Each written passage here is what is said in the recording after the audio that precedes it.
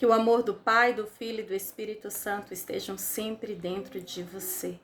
Que não se aparte de você a palavra do Senhor.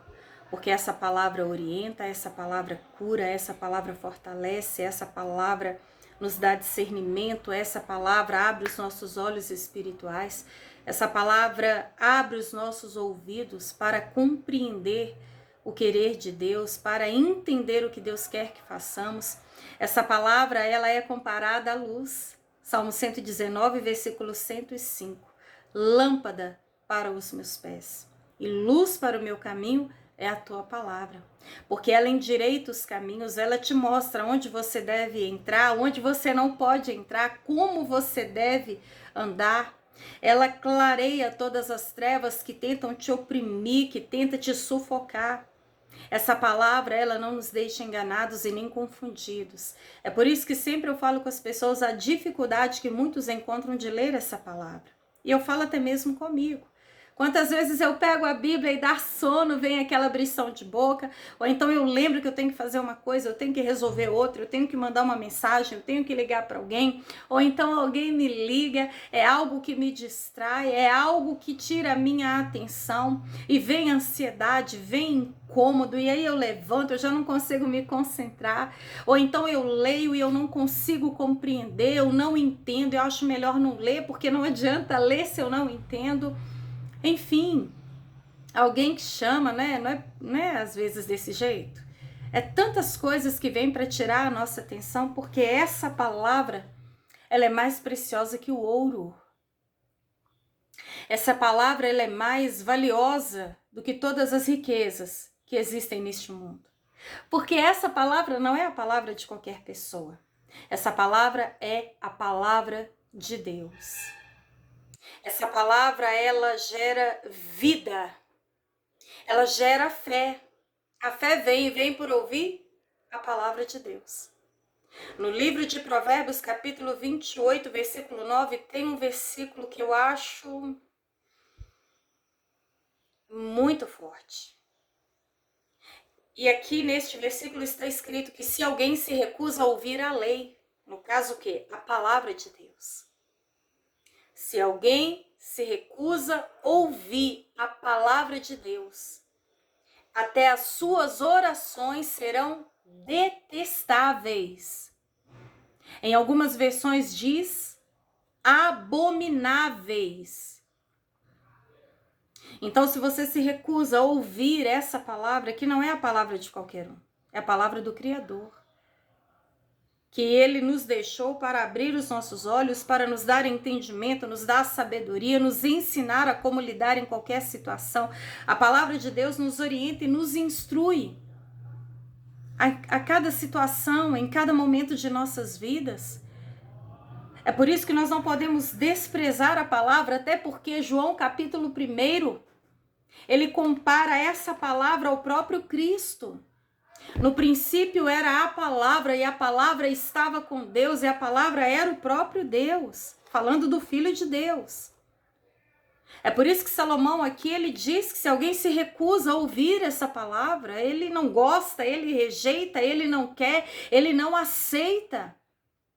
Ele não se submete, ele não obedece, ele vê a palavra como repulsiva, sente coceira nos ouvidos, como Paulo diz em uma de suas cartas.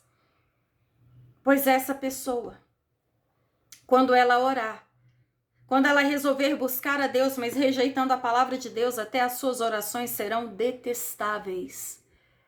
E certamente Deus não as atenderá.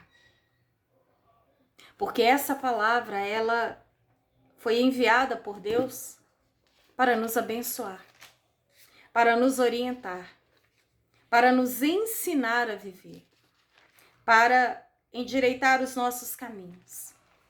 E aqui no livro de Pedro, segunda carta de Pedro, capítulo 1, a partir do versículo 20, a respeito desta palavra, Pedro diz: antes de mais nada, saibam que nenhuma profecia da Escritura provém de interpretação pessoal, quer dizer o quê? De vontade humana. de sabedoria humana, de conhecimento humano, pois jamais a profecia teve origem na vontade humana, mas homens falaram da parte de Deus impelidos pelo Espírito Santo.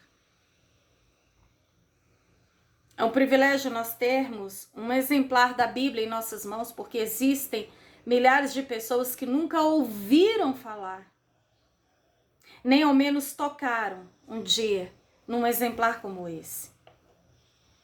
E às vezes nós temos a Bíblia em casa e nós não damos a mínima. Ou ela fica lá aberta, empoeirada, como um amuleto, deixa aberta, não fecha não. Como se impedisse o demônio de entrar e trazer contendas dentro do lar. O que faz a diferença nessa palavra, o que faz com que ela de fato mude a nossa história, é nós termos ela dentro de nós. Não apenas entrar no ouvido e sair no outro, ou decorar o Salmo 23, o Salmo 91, achar bonita a Bíblia. O Senhor é meu pastor e nada me faltará. É exatamente aí que está o poder da palavra. Ele não quer apenas que você diga, ele quer ser o seu pastor. Ele não quer apenas que você diga, aquele que habita no esconderijo, ele quer você habitando no esconderijo que é ele. Ele quer você firmado nele, enraizado nele, alicerçado nele, porque os céus e a terra passarão, mas essa palavra jamais passará. E um dos maiores conselhos que Paulo dirigiu a Timóteo, o seu filho na fé, é exatamente relacionado à palavra de Deus. Aqui, ó. 1 Timóteo. 1 Timóteo capítulo 4, versículo 13. Até a minha chegada, dedique-se à leitura pública das Escrituras, para o povo, transmitir a palavra. Dedique-se também à exortação e ao ensino. Não negligencie o dom que lhe foi dado por mensagem profética, com imposição de mãos dos presbíteros. O dom que Deus tinha dado a ele para pregar o evangelho. Aí talvez você pense, mas eu não tenho essa facilidade para falar em público, eu não consigo, eu tenho vergonha. Você não precisa falar para uma multidão. Se você falar para um, você pode fazer toda a diferença na vida deste um. E através deste um, outras pessoas também serão alcançadas. Porque um fala para outro, que fala para outro, que fala para outro. Não importa se você tem segurança para falar para um, para dois, para três, não importa. O importante é você transmitir as boas novas do Evangelho. Quão formosos são os pés daqueles que anunciam as boas novas do Evangelho. Paulo ainda Timóteo, agora em sua segunda carta, capítulo 4, na presença de Deus e de Cristo Jesus, que há de julgar os vivos e os mortos, por sua manifestação e por seu reino, eu exorto solenemente, pregue a palavra.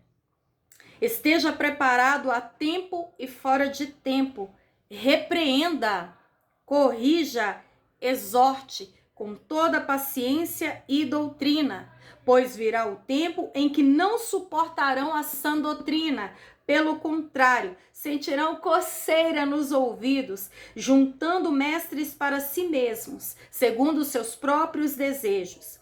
Eles se recusarão a dar ouvidos à verdade, voltando-se para os mitos. Você, porém, seja moderado em tudo. Suporte os sofrimentos, faça a obra de um evangelista, cumpra plenamente o seu ministério. Pregar a palavra, falar da palavra, viver a palavra, transmitir a palavra, pregue em todo tempo. Seja no seu silêncio, através do seu testemunho, do seu agir, do seu andar, do seu falar, do seu viver. Seja lendo a palavra ou talvez transmitindo ela através do louvor, através de um teatro, através de um abraço, através do perdão. Mas pregue a palavra. Pregue a palavra. Ame a palavra. Se dedique à palavra. E além de mudar a sua vida, mudará muitas outras vidas através de você. Amém?